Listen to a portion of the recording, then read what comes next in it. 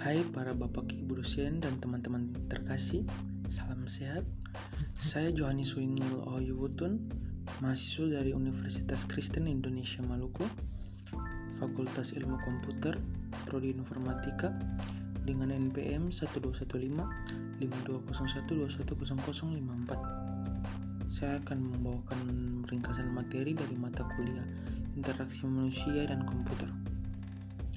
Ya teman-teman, di sini kita punya 5 pokok pembahasan, yaitu yang pertama gambaran mengenai IMK, yang kedua prinsip, yang ketiga tujuan, yang keempat faktor-faktor, dan yang terakhir kesimpulan. Kita masuk pada pokok pembahasan yang pertama, yaitu gambaran mengenai IMK. Apa itu IMK? Secara sederhana, IMK adalah studi tentang manusia, teknologi komputer, dan cara bagaimana mereka saling berinteraksi. IMK adalah apa yang terjadi saat pengguna manusia dan sistem komputer bersama-sama menyelesaikan suatu tugas atau pekerjaan. Hal tersebut membutuhkan pemahaman tentang 3 hal, yaitu yang pertama teknologi komputer, yang kedua manusia yang akan berinteraksi dengannya, yang ketiga apa yang dimaksud dengan lebih berguna atau more usable. Perkembangan. Pada awal perkembangan komputer tahun 1950 masih sangat sulit dioperasikan, tidak praktis, dan waktu eksekusinya sulit diprediksi. Penyebabnya, ukurannya yang sangat besar dan harganya yang sangat mahal, sehingga jika dibandingkan dengan tenaga buruh saat itu masih jauh lebih murah. Hanya dapat dioperasikan oleh tenaga teknisi khusus. Hanya sedikit yang diketahui tentang bagaimana membuatnya mudah untuk digunakan.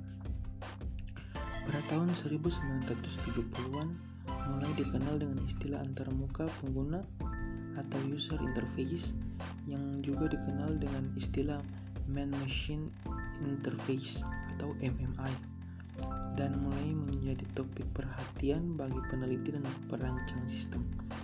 Perusahaan komputer mulai memikirkan aspek fisik dari user interface sebagai faktor penentu keberhasilan dalam pemasaran produknya.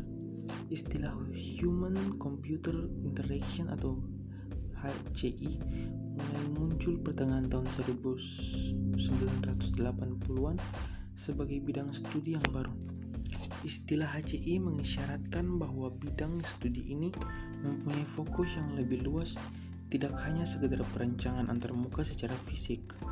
HCI didefinisikan sebagai disiplin ilmu yang berhubungan dengan perancangan, evaluasi, dan implementasi sistem komputer interaktif untuk digunakan oleh manusia dan studi tentang fenomena di sekitarnya. HCI pada prinsipnya membuat agar sistem dapat berdialog dengan penggunanya seramah mungkin. Ya, ini pokok pembahasan yang kedua, yaitu prinsip. Yang pertama, model pengguna merupakan model konseptual yang diinginkan pengguna dalam memanipulasi informasi dan proses yang diaplikasikan. Yang kedua, bahasa perintah merupakan piranti untuk memanipulasi model. Yang ketiga, umpan balik merupakan kemampuan program untuk membantu pengguna dalam mengoperasikan program. Yang keempat, penampilan informasi merupakan petunjuk suatu informasi atau program ketika pengguna melakukan tindakan perlu dirancangan pesan-pesan yang efektif. Dan ini pokok pembahasan yang ketiga. Tujuan utama dari interaksi manusia dengan komputer adalah yang pertama, menghasilkan sistem yang dapat digunakan atau usable, memiliki manfaat atau useful, dan mudah dioperasikan pengguna atau user friendly. Fungsionalitas yaitu fungsi-fungsi yang ada dalam sistem yang dibuat sesuai dengan perencanaan pembuatan. Keamanan, mengetahui bagaimana sistem yang kita buat memiliki tingkatan pengamanan data atau tidak. Yang keempat, efektivitas dan efisiensi akan berpengaruh pada produktivitas kerja bagi penggunanya, dan sistem yang dibuat harus berfungsi dengan baik.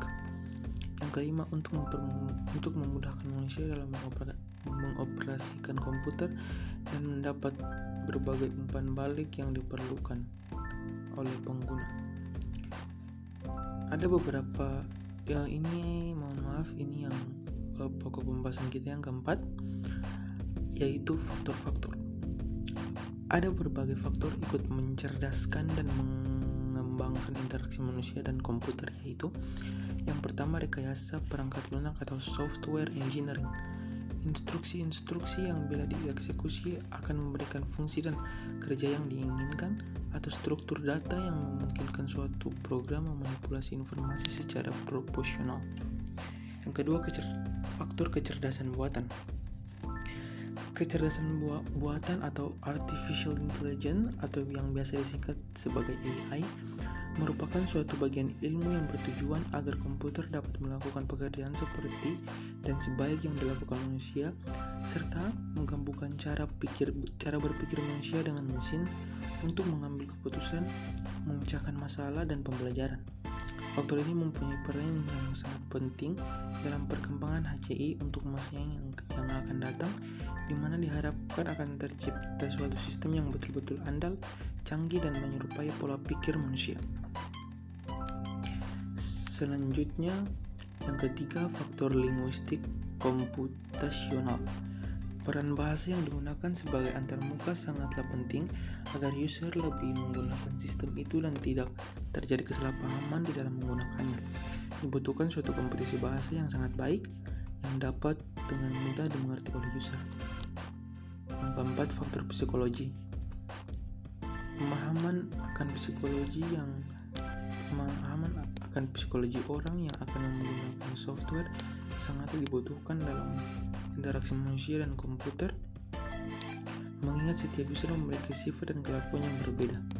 Faktor psikologi juga mencakup pengetahuan dan keahlian pengguna di dalam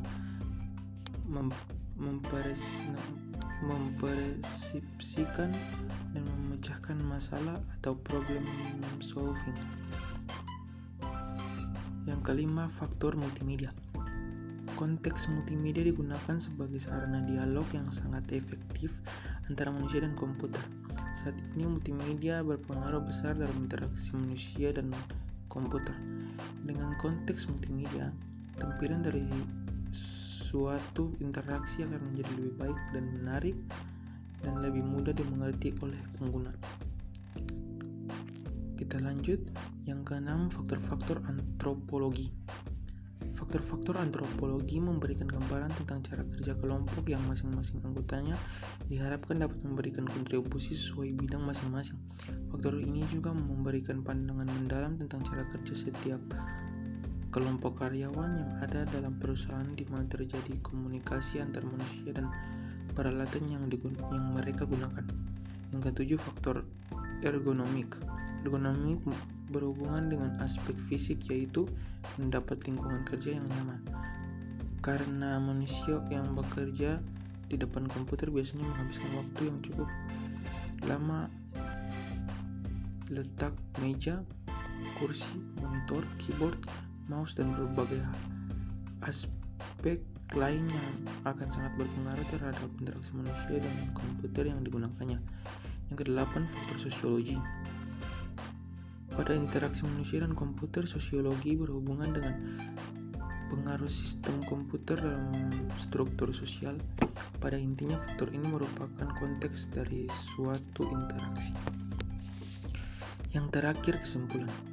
Interaksi manusia dan komputer adalah disiplin ilmu yang mempelajari hubungan antara manusia dan komputer yang meliputi perancangan, evaluasi, dan implementasi antarmuka pengguna komputer agar mudah digunakan oleh manusia. Ilmu ini berusaha untuk menemukan cara yang paling efisien untuk merancang pesan elektronik. Dengan kata lain, interaksi manusia dan komputer itu sendiri adalah serangkaian proses dialog dan kegiatan yang dilakukan oleh manusia untuk berinteraksi dengan komputer yang keduanya saling memberikan masukan dan umpan balik melalui sebuah antarmuka untuk memperoleh hasil akhir yang diharapkan. Interaksi manusia dan komputer meliputi ergonomik dan faktor manusia. Ya, itu adalah Sekian dari ringkasan materi saya. Mohon maaf kalau masih ada kurang-kurang. Sekian dan terima kasih. Saya Yohanes Weningel Ouyuton pamit. Salam sehat.